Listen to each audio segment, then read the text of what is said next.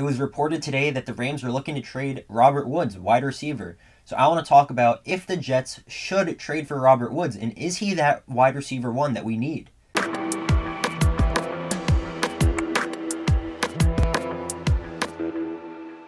In my opinion, should the Jets trade for Robert Woods?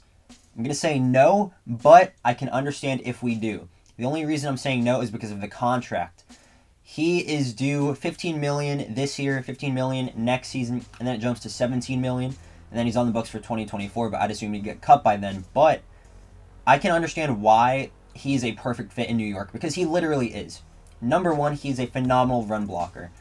He did what Sean McVay asked him to do back when they ran the ball a lot under the Jared Goff era, especially with those outside zone runs. Robert Woods is blocking on the outside, allowing for some of those big run plays to happen alongside the offensive line.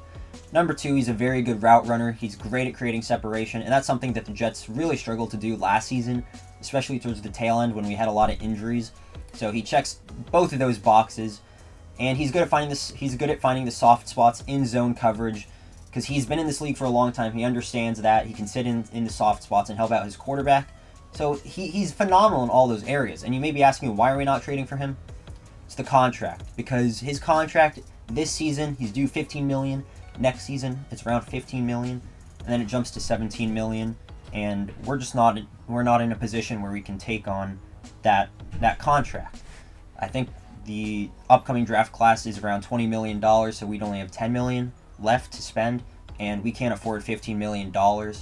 Now, the Rams could release him, and if the Rams do release him, I think that is a prime chance to go get Robert Woods, just because we can kind of create a contract, and he's also coming off a major injury, so I don't really think it's the best move to trade for him and give up maybe a fifth rounder, even though that's somewhat low.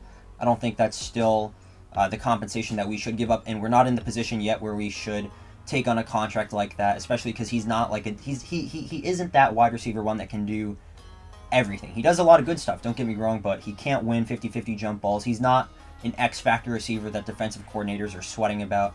He's just not that guy anymore, but he's still very good. So would I be mad if we traded for him? No.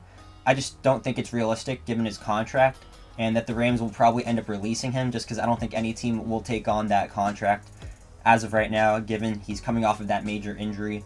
But if he is released, I think we should definitely make a phone call to his agent and try and get him on the team, because he does check the boxes for a lot of stuff. A lot of stuff. I would be absolutely thrilled if we got him on a one-year deal, but I don't think we should trade for him. We're not in the situation cap-wise.